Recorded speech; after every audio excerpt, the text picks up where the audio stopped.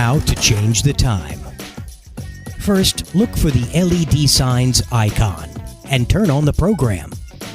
Next, confirm your computer is connected to its Ethernet port on the laptop or via Wi-Fi. In most cases, LED Incorporated will have already preset a plug-and-play method on your laptop. In this training example, look for the word D-Link plus a 4-digit code specifically assigned to you. Next, highlight the program and choose Settings. Click Date, Time, and Temperature button to change the time. A new window will open.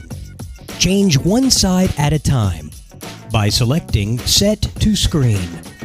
A window will open with the prompt Successful. Now repeat the steps for programming the other side. Click Set to Screen. When done, a window will open. Successful with 0 failed. Press the button Read from Screen. It's that simple. How to change the time.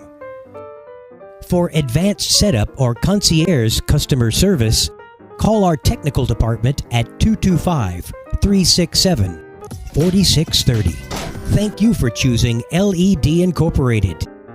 11710 Cloverland Court, Baton Rouge, Louisiana 70809.